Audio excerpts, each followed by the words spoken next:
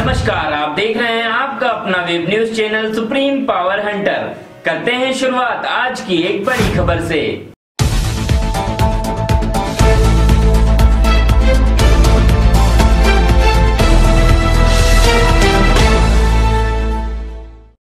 खबर मध्य प्रदेश के बालाघाट से। बालाघाट में बोध सिंह समर्थकों ने लगाए गौरी शंकर चोर है के नारे। भाजपा में पड़ी फूट। तत्कालीन सांसद बोध सिंह भगत की टिकट कटने से नाराज पदाधिकारियों ने बीजेपी कार्यालय के सामने विरोध प्रदर्शन किया।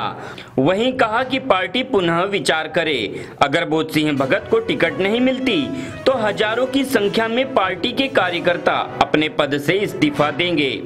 वहीं कार्यकर्ताओं ने कहा कि बोध सिंह भगत निर्दलीय चुनाव लड़ेंगे और जीत हासिल करेंगे। वहीं कार्यकर्ताओं ने कहा कि अगर बोध सिंह भगत को टिकट नहीं मिलती है तो भाजपा जीती हुई सीट हार जाएगी, जिसके चलते कांग्रेस को फायदा भी हो सकता है।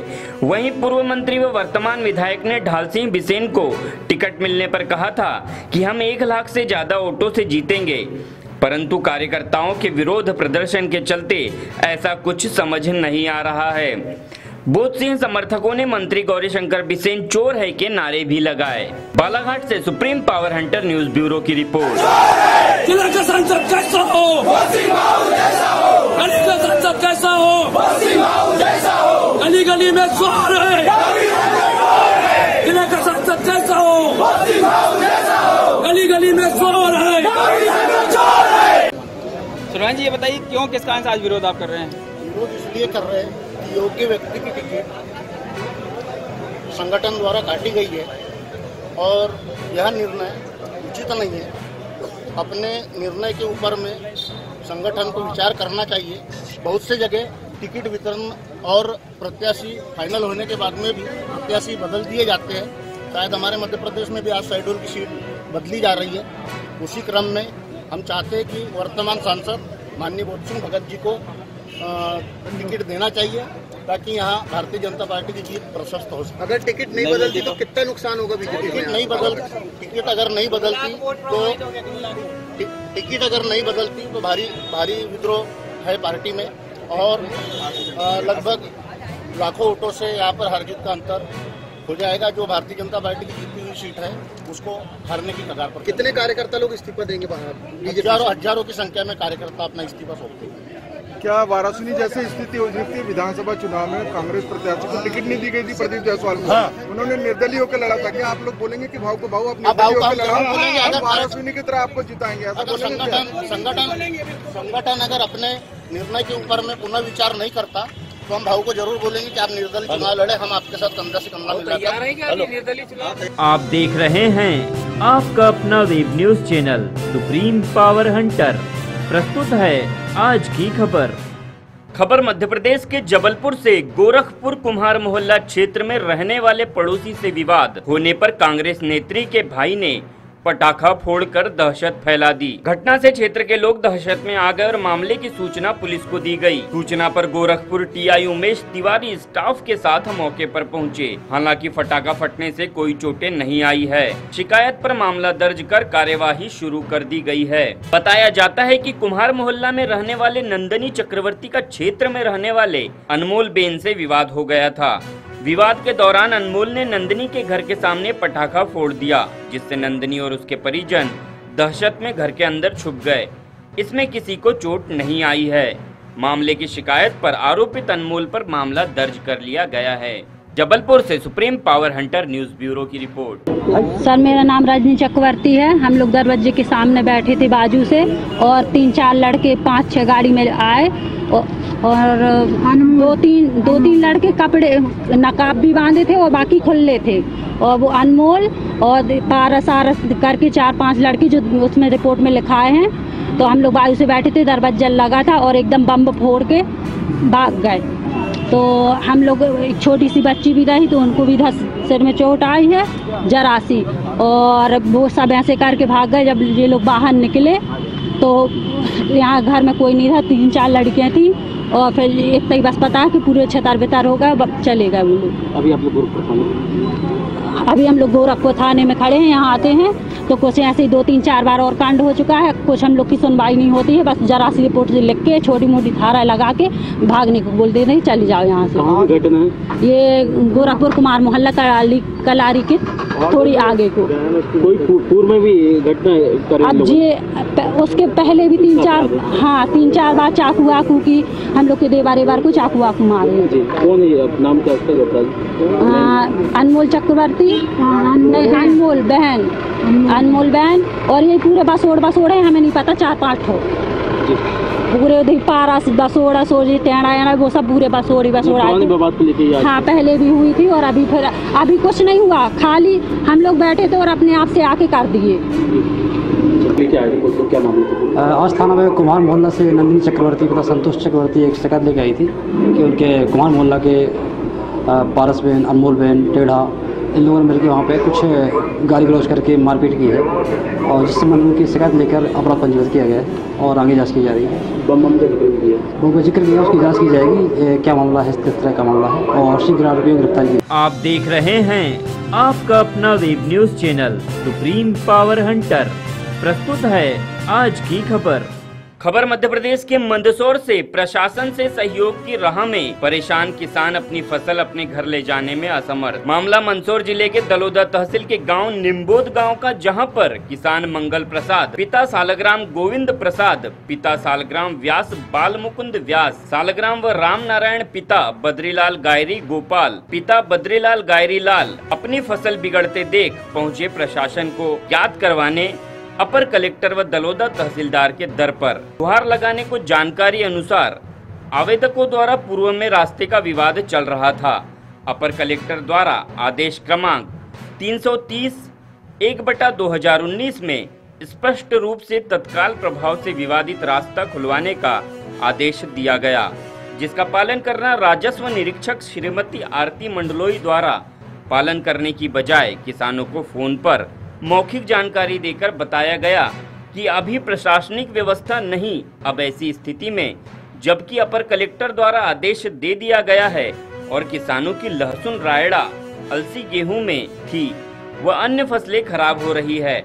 आवेदकों की 16 बीघा की फसल रास्ते के विवाद से खेत में पड़ी खराब हो रही है। ऐसे में किसान हालात के हाथों मजबूर प्रशासन की राह तक रहे और खेत पर इस प्रकार से हताश होकर बैठे हैं आप।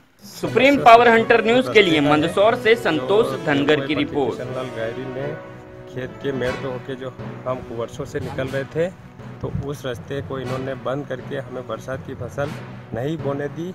उसके बाद तहसीलदार साहब ने आदेश जारी करके उस रास्ते को खुलवाया।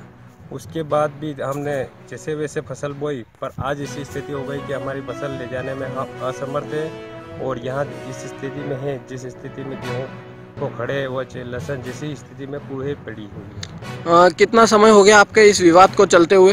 ये विवाद चल रहा है 7-8 महीने से लगभग चल रहा है और सामने वाले फुल इन लड़ाई झगड़े पे उतरते चलते रहे थे। तो क्या प्रशासन की ओर से आपको इसकी कोई मदद नहीं मिल पाई अभी तक? प्रशासन जब आदेश देता है तो उस प्रशासन का आदेश का पालन ही नहीं होता है। आप इस प्रकार से कैसे कह सकते हैं प्रशासन को दोषी सीधे सीधे ठहराना? जो हमारे पास जो आदेश है उस पे तो हम कह सकते हैं कि प्रशासन ने आदेश दिया कि रास्ता खुलवाने, तो अब प्रशासन द्वारा अभी तक रास्ते खुलवाने का आदेश पारित ही नहीं हो रहा है।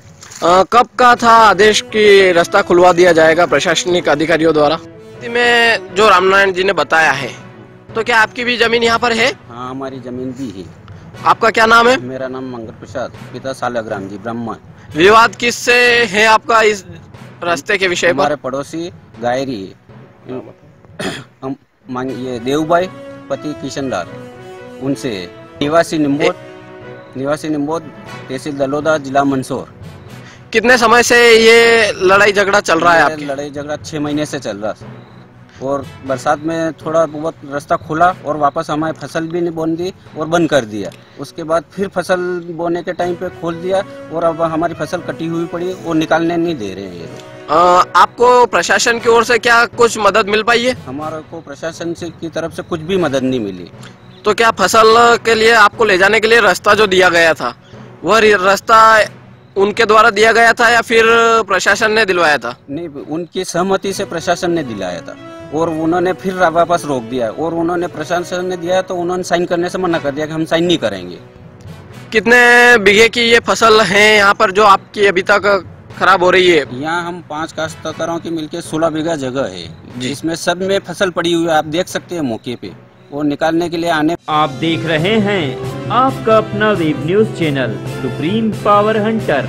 प्रस्तुत है आज की खबर मध्य प्रदेश के जबलपुर से हनुमानताल थाना क्षेत्र में आधा सैकड़ा स्थानों में खुलेआम अवैध शराब बेची जा रही है, जिसकी जानकारी थाना स्टाफ के कुछ सिपाहियों व अधिकारियों को भी है, लेकिन फिर भी उन पर किसी भी प्रकार की कोई कार्यवाही नहीं की जाती।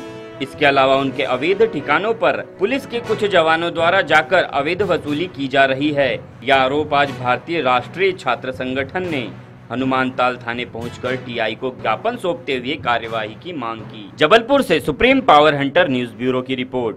एनएसयूआई द्वारा यहाँ पर ज्ञापन सौंपकर टीआई महोदय से मांग की गई है कि यहाँ पे मेरा घर खुद हनुमानताल थाना क्षेत्र के अंतर्गत आता है और मैं अपने क्षेत्र की ही बात करूँ तो कम से कम 10 जगह अवैध शराब की दुकानें हैं। और पूरे अगर थाना क्षेत्र की बात की जाए तो लगभग आधा सैकड़ा अवैध शराब के अड्डे हैं और गांजे स्मैक भी यहाँ पर बिकता है। और पुलिस की कार्रवाई के बावजूद भी आरोपियों के हौसले इतने बुलंद हैं कि उनके अभी तक अवैध शराब बेचने के काम बंद नहीं हुए हैं, जिसको लेकर आए दिन क्षेत्र में तनाव की स्थिति और इन अवैध शराब बेचने वालों के द्वारा सीधे साधे आदमियों के साथ मारपीट गाली गलौज की घटनाएं की जाती हैं। आज हम लोगों ने यहाँ पे शांतिपूर्ण ज्ञापन सौंपकर ये मांग की है और कुछ जगहों को चिन्हित भी कराया है इनको कि इन जगहों पर जाकर आप दबिश दें, यहाँ पर शराब के ठिकाने हैं और इन पर कार्रवाई करें। अगर पुलिस प्रशासन द्वारा जल्द कुछ उचित कार्रवाई नहीं की जाती है तो आगामी समय में एनएसयूआई संगठन द्वारा एसपी महोदय, आईजी महोदय, यहाँ तक कि गृह मंत्रालय भी जाना पड़ेगा तो जाएंगे और लेकिन अवैध शराब बेचने वालों के ऊपर कार्रवाई करने की मांग करते रहेंगे। विजय रजक, एनएसयूआई जिला से। अभी एनएसयूआई के लोगों ने ज्ञापन दिया है तो कुछ लोग अवैध शराब बेचने की शिकायत है, उनकी जानकारी उनको मिली होगी तो उनको बताया। वैसे हम जब से आए हैं तब तो हमने काफ़ी कंट्रोल किया है, काफ़ी जगह शराब रेड की और उन पर कार्रवाई की जा रही है। आप देख रहे हैं आपका अपना web news channel supreme power Hunter. प्रस्तुत है आज की खबर मध्य प्रदेश के लखनादौन से लखनादौन तहसील में 7 वर्ष की नाबालिग मुख बधिर बच्ची के साथ विनोद भारद्वाज ने किया दुष्कर्म, आरोपी पुलिस की हिरासत में। सिवनी जिले के आदेगांव थाने की घटना में आरोपी विनोद भारद्वाज उम्र 40 वर्ष, निवासी पौड़ी थाना आदेगांव तहसील लखनादौन का है। आरोपी के घर के सामने ही निवास करता था जो नाबालिग बच्ची 7 वर्षीय जो मुख बधिर के साथ मानसिक रूप से विकलांग है, जिसमें सूना घर पाकर बच्ची के साथ दुष्कर्म कर मुंह काला किया। जब परिवार वाले घर आए तो बच्ची ने इशारों पर बताया, फिर तुरंत ही परिवार वालों ने डायल 100 में सूचित किया। पुलिस भी मौके पर पहुंचकर जांच को विवेचना में लिया। आरोपी को पुलिस ने गिरफ्तार कर 376 AB, 376 2/I, 376 I तहत हिरासत में लेकर मामला कोर्ट में सुपुर्द किया। सुप्रीम पावर हंटर न्यूज के लिए सिवनी लखनादौन से बालमुकुंद सिंह की रिपोर्ट।